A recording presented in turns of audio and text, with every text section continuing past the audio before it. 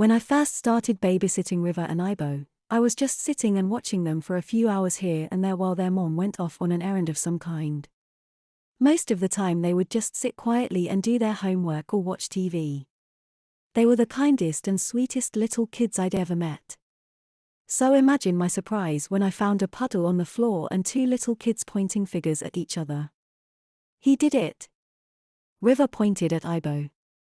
"Not she did," he pointed back. Moments after the puddle was discovered, their mother arrived home and apologized for the incident. She kicked me a few extra bucks and sent me off. As I made it out the front door, I heard some banter that led me to believe this was not the first such incident. As I continued to watch the two, I learned it wasn't going to be the last either.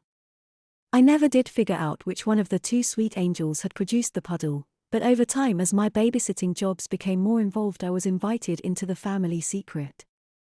The next time I watched the two, their mother again apologized for the incident and reminded me to limit their sugary liquids. The job after that, I was instructed to make sure they both went to the bathroom regularly. Upon my first after-bedtime job, I was finally told, rather bluntly, that both River and Ibo had to wear a pull-up to bed. They were both capable of putting them on themselves, I just had to make sure they were under their PJs before they went to bed. That night, Ibo proudly showed off his Iron Man battle pants, while it took a brief tantrum from River and a stern talking to before she returned from the bathroom with Tinkerbell underneath her flame-retardant nightdress.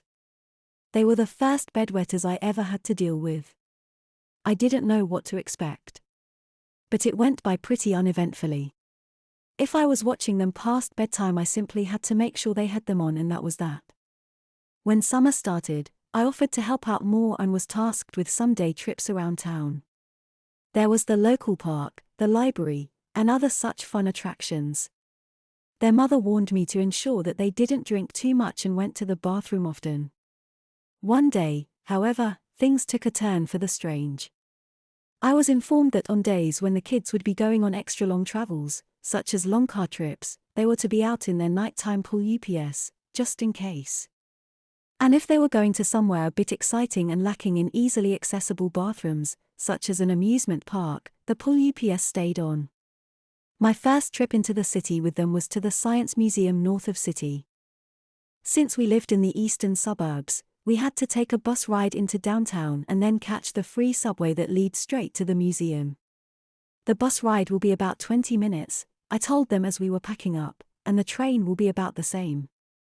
But when you factor in walking to and waiting at the bus stop, plus getting to the train station and waiting there, we're looking at an almost hour-long commute." Cut to the chase, River said, "We're wearing pool UPS, right?"